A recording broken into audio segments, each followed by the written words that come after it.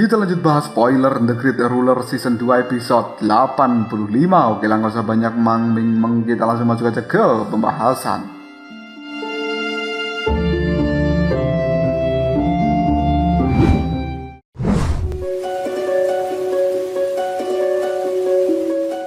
Tindakan Muchen yang meminta Moyu untuk menyerahkan plakat kayunya tentu membuat kemarahan tersendiri bagi Moyu ini. Tak peduli dengan tatapan itu, Muchen segera mengulurkan telapak tangannya. Melihat hal ini, mau tidak mau Moyu harus menyerahkan plakat kayu yang dia punya. Dan dia berjanji tidak akan pernah melupakan penghinaan yang dilakukan Muchen kali ini. Ketika plakat kayu itu sampai di tangan dari Muchen, dia pun tersenyum karena plakat kayu yang diberikan merupakan plakat yang asli. Moyu pun segera meninggalkan tempat itu bersama dengan kelompoknya. Sementara Muchen memilih untuk segera membuka pintu yang berada di hadapannya. Saat pintu itu terbuka, Muchen mulai bisa melihat cahaya terang dari dalam tempat tersebut. Ketika melangkah masuk, mata mereka pun mulai berbinar. Tubuh mereka bahkan mulai bisa merasakan cahaya yang dipenuhi vitalitas yang kuat. Muchen adalah orang pertama yang melangkahkan kaki ke dalam tempat ini, yang kemudian diikuti oleh Luo Li bersama Wen Qingxuan. Saat ini mereka mulai melangkahi sebuah koridor-koridor yang cukup didominasi oleh cahaya hijau. Tak beberapa lama, mereka mulai menemukan ujung dari koridor itu, dan kemudian bisa melihat jika di ujung tempat ini terdapat sebuah kolam dengan ikan-ikan yang cukup indah. Mereka adalah ikan berwarna hijau. Bahkan mereka juga bisa merasakan kekuatan yang cukup mengerikan. Muchen pun mengedarkan pandangan. Dia saat ini sedang mencari di manakah keberadaan dari cairan spiritual sovereign atau cairan spiritual tingkat tinggi itu. Namun Muchen tidak bisa melihat cairan selain air kolam di depan mereka. Melihat hal ini, jelas Muchen tercengang karena cairan yang ada begitu banyak. Namun Wen Qingxuan yang melihat hal tersebut merasa Muchen agak bodoh, dan kemudian dia mengatakan, "Dasar kau ini, ikan kecil yang berada di dalam kolam itulah yang disebut sebagai cairan roh sovereign atau cairan spiritual tingkat tinggi." Mulut dari Muchen hanya bisa ternganga karena kaget mengapa benda itu bukan berbentuk sebuah cairan, melainkan berbentuk benda padat seperti ikan. Muchen tahu jika pemadatan ini hanya bisa dilakukan oleh orang dengan kekuatan besar yang tidak tertandingi. Sementara itu Luo Li tahu jika semakin tinggi kualitas cahaya spiritual, maka akan semakin besar objek yang bertransformasi. Wen Qingxuan menambahkan jika ikan-ikan itu tidak akan dengan mudah diambil karena mereka memiliki jejak spiritual di dalamnya. Hal ini membuat ikan-ikan itu dengan alami mulai menghindari perburuan, sehingga untuk menangkap mereka bukan hal yang mudah. Mendengarkan penjelasan seperti itu membuat Muchen cukup terheran. Namun dia dengan cepat ingin masuk ke dalam kolam dan kemudian menangkap ikan-ikan yang ada. Setelah Muchen masuk, ikan-ikan yang berada di dalam tempat itu awalnya berenang dengan tenang. Mereka langsung melarikan diri satu demi satu. Bahkan Muchen mulai bisa merasakan kecepatan dan juga energi yang luar biasa dari ikan tersebut. Bayangan naga mulai dimunculkan oleh seorang Muchen. Bahkan hal ini membuat kecepatan Muchen meningkat secara drastis. Akhirnya, dadar, tembakan energi yang Muchen layangkan begitu banyak. Salah satu dari serangan itu berhasil membuat Muchen bisa menangkap ikan yang cukup kecil. Ikan hijau kecil ini mulai bergerak liar di genggaman tangan dari Muchen, dan dia mulai merasakan jika serangan yang ikan itu layangkan begitu menyakitkan karena pergerakannya yang tidak biasa. Muchen memutuskan untuk mulai mengaktifkan kekuatan spiritual hitam putih demi bisa memperkuat pertahanan. Hal ini berlangsung selama 10 menit. Pergerakan ikan itu pun mulai sedikit demi sedikit melemah, dan kemudian ikan kecil hijau mulai berubah menjadi setetes cairan hijau yang cukup bening seperti kristal. Muchen bahkan bisa merasakan kekuatan spiritual yang luar biasa terkandung di dalamnya. Hal ini membuat Muchen yakin jika energi tersebut akan jauh lebih kuat dari gabungan seluruh energi spiritual yang dia miliki. Melihat kekuatan yang begitu luar biasa membuat Muchen, Luo Li dan juga Wen Qingxuan mulai mengumpulkan ikan-ikan hijau. Seberapa banyak cairan yang bisa mereka kumpulkan akan tergantung pada kemampuan masing-masing. Bahkan Mu Chen dan juga Wen Qingxuan berusaha untuk melakukan kompetisi dalam penangkapan ikan ini. Mereka akan bersaing secara sehat untuk memperebutkan siapa di antara mereka yang paling banyak mendapatkan cairan roh tingkat tinggi atau cairan spiritual tingkat tinggi yang berupa ikan tersebut. Di dalam aula itu, energi spiritual mulai meletup-letup karena serangan dari ikan-ikan yang mereka ambil. Bahkan wajah Mu Chen sudah mulai berubah menjadi lebih serius dengan energi yang dikeluarkan semakin maksimal. Di sisi lain, Wen Qingxuan sudah mulai merentangkan sayapnya dan mulai berubah menjadi burung phoenix. Sayap itu menjadi warna emas yang begitu luar biasa, mulai melahap ikan-ikan kecil yang berwarna hijau. Tak lama, burung phoenix kemudian kembali berubah menjadi wujud asli Wen Qingxuan. Dapat disaksikan bahwa saat ini di tangan Wen Qingxuan sudah ada 10 tetes cairan spiritual tingkat tinggi. Melihat hal ini jelas Wen Qingxuan merasa cukup puas karena hanya dalam kurun waktu setengah jam saja dia sudah memiliki cukup banyak cairan spiritual tingkat tinggi. Dan pengumpulan ini jauh lebih banyak jika dibandingkan dengan apa yang dikumpulkan oleh Mu Chen. Dia segera melakukan ejekan terhadap Mu Chen dan hal itu hanya bisa membuat Mu Chen menggelengkan kepalanya. Mu Chen benar-benar heran dengan metode yang dilakukan oleh Wen Qingxuan demi bisa menangkap ikan-ikan kecil hijau.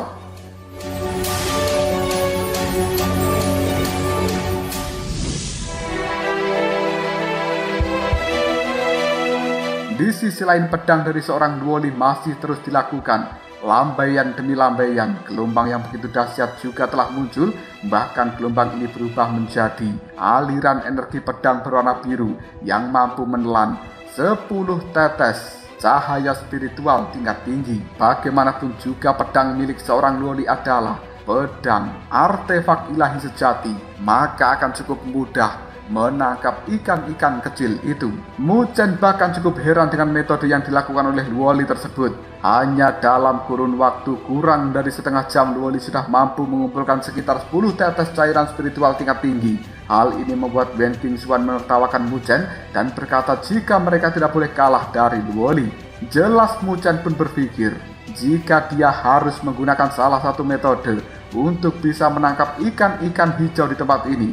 Mu Chen memutuskan untuk menutup matanya dan kemudian dia mulai membentuk sebuah segel tertentu. Hal ini jelas membuat Luoli dan juga Wen Qingxuan mulai terfokus pada apa yang akan dilakukan oleh Mu Chen. Di bawah tatapan dari kedua wanita cantik ini, cahaya hitam mulai memadat dan kemudian berubah menjadi pagoda emas hitam yang kuat. Bahkan simbol-simbol misterius terukir dari pagoda emas hitam milik Mu Chen. Wen Qingxuan yang baru menyaksikan hal seperti ini penasaran dengan apa yang dilakukan Mu Chen sampai membuat pagoda itu memberikan tekanan yang luar biasa. Ikan-ikan di dalam tempat ini sudah mulai merasakan tekanan yang tidak biasa dari pagoda yang telah dikeluarkan Mu Chen, dan kemudian ikan-ikan hijau kecil itu mulai kehilangan daya tahan. Lalu mereka tersedot masuk ke dalam pagoda yang diciptakan Mu Chen. Hal ini jelas membuat Luoli bisa merasakan jika pagoda agung milik Mu Chen sudah mulai berkembang, meskipun belum sekuat milik ibunya. Setelah ikan-ikan hijau kecil itu masuk, seekor naga mulai keluar dan kemudian menyemburkan api emas yang mulai menyelimuti ikan hijau yang ada. Menghadapi api emas tersebut, tubuh ikan-ikan ini mulai mengalami tekanan sehingga berubah menjadi tetesan-tetesan cairan spiritual tingkat tinggi yang melayang di dalam pagoda agung milik Mu Chen. Detik berikutnya Mu Chen menarik cairan itu menuju telapak tangannya dan kemudian dia pun tersenyum karena bisa merasakan jika pagoda agung sudah lebih sempurna jika dibandingkan dengan sebelumnya. Karena inilah Mu Chen jarang mengeluarkan seni pagoda agung karena benda ini akan menjadi kartu traf terakhirnya. Mu Chen kemudian memandang Wen Qingxuan dengan tatapan mata yang cukup tengil. Hal ini jelas membuat Wen Qingxuan hanya bisa mendengus dengan perasaan yang tidak puas. Luoli yang melihat insiden seperti ini hanya bisa tersenyum sendiri dan memilih untuk mengumpulkan cairan spiritual tertinggi lagi. Wen Qingxuan juga langsung pergi dan mencoba untuk mengalahkan Mu Chen dalam persaingan perebutan ikan-ikan kecil hijau itu. Di sisi lain, Mu Chen yang tidak tahu jika Wen King Xuan sudah tidak mau dia ganggu, langsung berusaha untuk mengumpulkan cairan jauh lebih banyak. Jelas karena di masa depan dia masih tidak yakin akan memperoleh cairan spiritual tingkat tinggi lagi. Saat ini, aula tersembunyi itu bahkan sudah mulai dipenuhi dengan energi yang menyerang, berasal dari Mu Chen, Luo Li, dan juga Wen King Xuan. Sementara ikan-ikan kecil hijau terus berusaha menghindar, meskipun usaha yang mereka lakukan akan berakhir sia-sia. Hanya dalam kurun waktu 1 hari saja, banyak ikan di dalam kolam ini sudah berubah menjadi cairan roh dan telah dikumpulkan oleh seorang Mu Chen, Wen King Xuan, dan juga Luo Li. Namun tak berapa lama, air yang berada di dalam kolam itu mulai menunjukkan getaran serta daya hisap yang kuat, bahkan membuat ikan-ikan kecil hijau mulai tersedot masuk ke dalamnya. Mereka tak menyangka jika ikan itu akan berubah menjadi cairan yang menyatu dengan air kolam. Hal ini membuat Wen King Xuan merasa kecewa karena dia belum cukup melakukan perburuan pada ikan ini. Dia belum berencana untuk masuk ke dalam kolam, namun ketika dia memasukkan sebagian, sayap burung phoenixnya pun langsung meleleh. Menyaksikan adegan seperti ini, jelas Wen King Xuan tahu jika kolam ini adalah salah satu senjata spiritual. Mulut Mu Chen hanya bisa ternganga. Tak sampai di situ saja, Wen King Xuan juga mengatakan jika dia yakin jika kolam ini merupakan harta yang bernama mangkok pengumpul roh. Wen King Xuan pun kembali memberikan penjelasan jika dahulu ada sebuah klan yang bernama klan pengumpul roh. Dalam masa kejayaannya, klan ini menciptakan sebuah mangkok yang bisa mengumpulkan energi-energi spiritual, di mana setiap energi spiritual yang muncul akan diubah menjadi cairan spiritual tingkat tinggi. Bahkan, nilai mangkok pengumpul roh atau mangkok pengumpul spiritual itu jauh lebih baik jika dibandingkan dengan tombak phoenix yang dipunyai Wen King Xuan, karena benda itu disebut sebagai benda suci kuno yang jauh lebih tinggi daripada artefak tingkat dewa. Mendengarkan hal seperti ini, Mu Chen cukup tertarik, namun dia tidak yakin bisa memiliki mangkok tersebut. Belum lagi, jika sampai rumor ini tersebar, maka dia tidak akan bisa hidup dengan damai.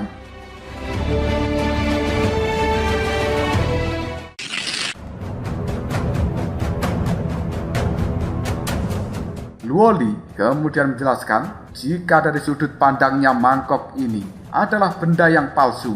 Mendengarkan ucapan seperti itu, jelas semangat dari Mu Chen mulai tumbuh lagi. Dia merasa masih memiliki sebuah harapan. Karena benda ini palsu, maka resiko yang dia terima di masa depan harusnya jauh lebih kecil. Mereka pun memutuskan untuk mengambil mangkok pengumpul roh. Namun ketika Mu Chen mencoba mengulurkan telapak tangannya, kekuatan spiritual yang berada di dalam tubuhnya langsung dihisap oleh mangkok pengumpul roh dengan kuat. Luo Li kemudian berkata jika mangkok itu akan terus melahap energi spiritual yang mendekat. Hal ini jelas membuat mereka tidak akan mampu untuk membawanya. Wen King Xuan pun cukup menyesal karena harta karun sebesar ini tidak bisa mereka bawa pulang. Setelah terdiam cukup lama, simbol pohon kini telah muncul di dahi dari Mu Chen dan tiba-tiba saja mengeluarkan sebuah sinar cahaya hijau.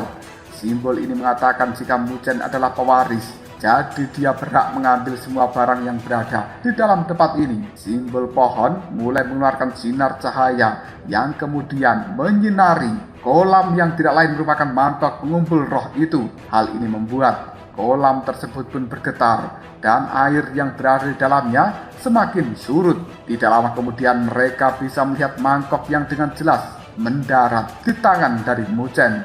Luo Li serta Wen King Xuan juga melihat garis-garis yang berwarna merah. Itu merupakan sebuah garis yang berasal dari darah para pengumpul jiwa. Saat ini Mu Chen bahkan bisa melihat jika di dalam mangkok itu terdapat sebuah cairan. Namun Mu Chen tidak bisa melihat ada berapa banyak cairan yang tertinggal karena pada mulut mangkok itu terdapat sebuah segel. Saking penasarannya, Wen King Xuan pun mencoba melihat isi di dalamnya. Namun percuma, karena dia tidak bisa melihat cairan itu sedikit pun. Hal ini membuat Wen King Xuan melemparkan mangkok tersebut kepada Mu Chen lagi.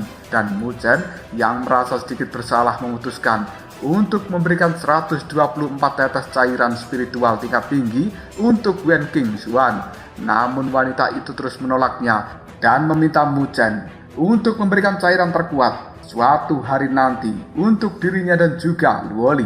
Karena sudah mendapatkan mangkok pengumpul roh ini, Mu Chen dan juga dua gadis cantik itu pun memutuskan untuk segera pergi. Selama perjalanan mereka sudah tidak menerima serangan lagi karena aliansi akademi sudah diusir. Setelah mereka berhasil keluar, energi spiritual yang sebelumnya tertahan mulai meledak kembali. Namun anehnya Mu Chen mulai menyadari jika di tempat sekeliling terdapat begitu banyak energi spiritual yang ingin memakan mereka. Menyadari hal seperti ini, Luoli dan juga Wen King Xuan pun langsung mengeluarkan senjata masing-masing. Tak beberapa lama, sebuah energi mulai menembak pada kelompok Mu Chen. Ternyata orang itu adalah teman-temannya. Su Huang pun segera menjelaskan jika aliansi akademi beberapa waktu yang lalu keluar dengan raut wajah penuh kemarahan. Hal ini membuat mereka menyebarkan berita jika di dalam tempat ini ada cairan spiritual tingkat tinggi berjumlah puluhan ribu dan telah didapatkan kelompok Mu Chen bersama dengan Wen King Xuan. Maka dari itu, Su Huang dan juga yang lainnya pun memutuskan untuk bersembunyi sambil menunggu Mu Chen dan dua gadis itu keluar dari halaman spiritual tersembunyi. Mendapatkan informasi seperti ini, Mu Chen tahu setelah kabar itu menyebar, maka pasti akan menyusahkan untuk dirinya. Meskipun secara individu mereka tidak berani menyerang, namun jika mereka bersatu maka hal ini akan menjadi sebuah pukulan yang besar. Tapi Mu Chen tidak terlalu peduli. Dia yakin tidak akan ada yang bisa merebut cairan spiritual tingkat tinggi yang sudah dia dapatkan. Tak berapa lama, 10 orang pemimpin akademi mulai muncul di hadapan Mu Chen. Salah satu dari mereka adalah seorang yang bernama Chen Ya dari Akademi Lingya. Melihat hal ini, Mu Chen merasa tidak tertarik dan kemudian mengajak Su Huang untuk pergi. Menyaksikan jika Mu Chen mengabaikan dirinya, tatapan mata dari Chen Ya berubah drastis, penuh kemarahan. Dia langsung berkata jika saat ini ada ratusan kelompok yang sudah menunggu Mu Chen. Hal itu membuatnya ingin Mu Chen membagi masing-masing 10 tetes pada mereka. Mendengarkan ucapan dari seorang Chen Ya membuat Wen King Xuan langsung melayangkan protes. Atas dasar apa mereka harus membagi cairan tersebut? Bahkan tombak emas sudah mulai dikeluarkan dan digenggam erat oleh Wen King Xuan. Hal ini jelas membuat Chen Ya bisa merasakan ketakutan yang luar biasa terhadap seorang Wen King Xuan itu. Namun dia masih berusaha terlihat biasa-biasa saja sambil terus memprovokasi yang lainnya untuk tidak takut karena mereka masih menang jumlah jika dibandingkan dengan kelompok Mu Chen. Melihat hal seperti ini, Wen King Xuan ingin segera melayangkan serangan. Namun dengan senyum yang mengembang di wajah Mu Chen, dia segera menghentikan pergerakan dari Wen King Xuan.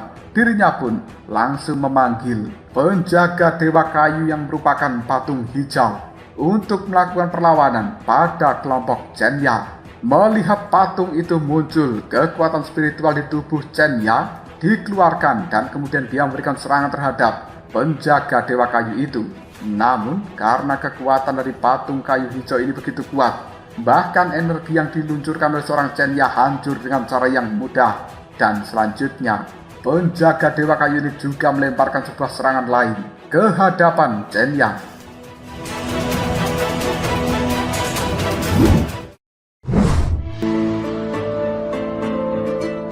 Akhirnya, dar! Serangan itu pun menghantam tubuh Chen Ya dengan begitu keras, membuat dia terlempar mundur sangat jauh dan kemudian tubuhnya menghantam batu yang besar. Lalu, seorang Chen Ya memuntahkan cairan merah. Menyaksikan adegan seperti ini, 9 orang yang lainnya pun raut wajahnya penuh dengan kemarahan. Sementara Wen King Xuan, dia maju dengan senjata tombak emas yang sudah dia pegang. Tanpa ragu lagi, Wen King Xuan melakukan sebuah tebasan menggunakan tombaknya itu dan diarahkan pada 9 orang yang masih tersisa. Serangan dari seorang Wen King Xuan membuat 3 di antaranya tidak berdaya. Pada saat yang sama, Luoli juga melayangkan sabetan pedang Luosen sehingga 3 lainnya juga sudah terluka di bagian lengan. Mu Chen juga mulai berdiri dan berhadapan dengan 3 orang yang tersisa. Mu Chen sudah mengeluarkan petir hitam dari dalam tubuhnya yang sangat kuat Tanpa basa-basi lagi, Mu Chen pun melemparkan tinju petir hitam dan kemudian mengenai 3 orang di hadapannya. Mereka juga langsung terlempar cukup jauh. Menyaksikan adegan-adegan seperti ini membuat kelompok-kelompok lain yang masih tersembunyi. Mereka tidak tahu harus memberikan respon seperti apa. Karena 10 orang terkuat bisa dengan mudah dikalahkan oleh kelompok Mu Chen. Dan melihat jika 10 orang itu sudah ditangani, Mu Chen pun berkata, "Siapa lagi yang ingin maju? Cepat keluar dari tempat persembunyian, dan kami akan dengan senang hati melayani." Namun tak ada seorang pun yang berani maju dan menyuarakan kata-kata mereka. Karena saat ini mereka sudah tahu seberapa besar jurang antara kekuatan mereka dan juga kelompok Mu Chen. Namun Mu Chen juga berkata bahwa dia akan memberikan satu kesempatan bagi orang-orang ini untuk menyerang secara bersama-sama. Ketika Mu Chen kalah, maka dia akan dengan sukarela memberikan cairan spiritual tingkat tinggi. Namun dia berpesan agar kelompok itu tidak menelan mentah-mentah informasi yang ada pada saat ini. Di gunung yang lain, ketika Moyu dan juga kelompoknya mendengarkan hal seperti itu, jelas ekspresi wajah mereka berubah dengan cara yang tidak menyenangkan. Mu Chen dan juga yang lainnya pun kemudian memutuskan untuk segera pergi. Selama perjalanan, Su Huang bersyukur karena saat ini tidak ada musuh yang mengikutinya. Tak beberapa lama, Mu Chen menghentikan kecepatannya. Dia ingin memberikan Su Huang dan juga 2 rekan lainnya masing-masing 10 tetes cairan spiritual tingkat tinggi. Hal ini jelas membuat Su Huang dan juga 2 lainnya tidak menyangka jika Mu Chen akan memberikan cairan yang berharga itu secara cuma-cuma. Namun, menurut Mu Chen hal ini sudah sangat wajar karena kita adalah satu tim. Semakin kuat timnya, maka akan semakin membawa keuntungan yang besar. Su Huang dan juga yang lainnya pun saling berpandang satu sama lain dan mereka menerima hadiah dari Mu Chen sambil berterima kasih.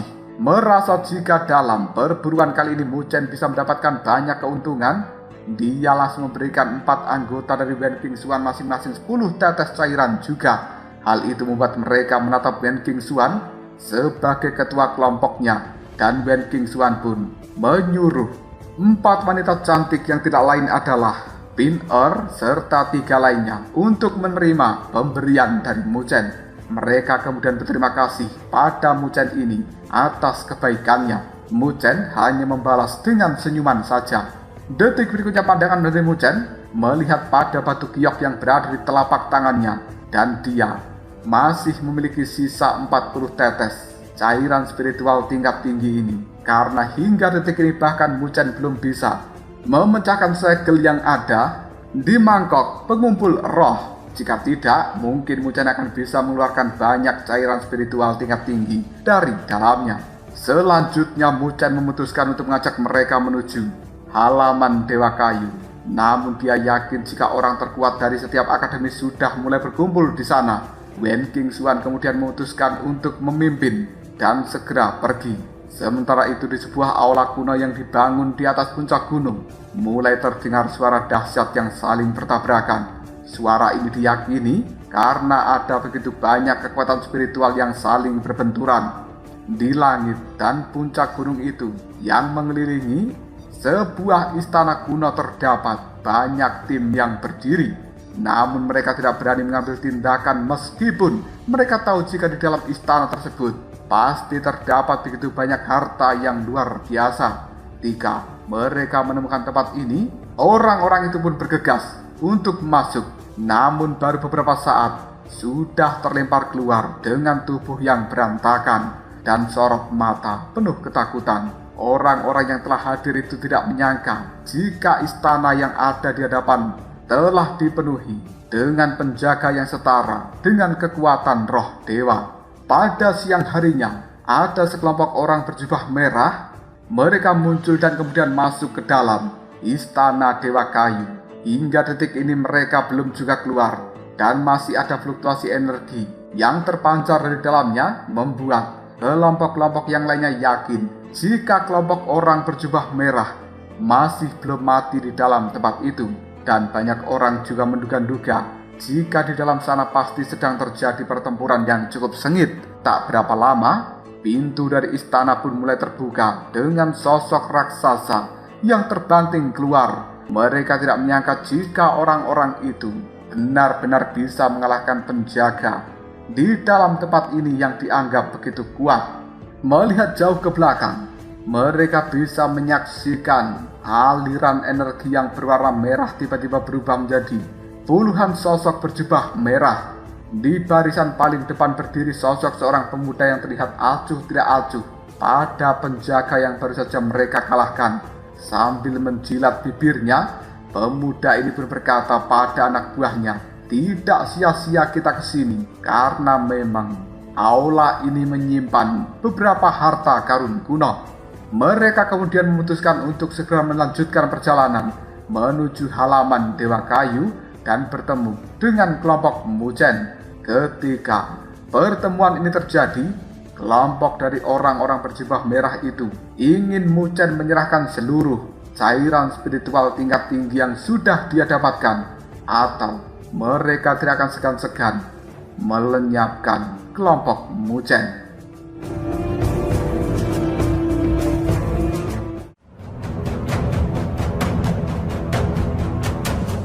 Lalu apakah yang akan terjadi selanjutnya?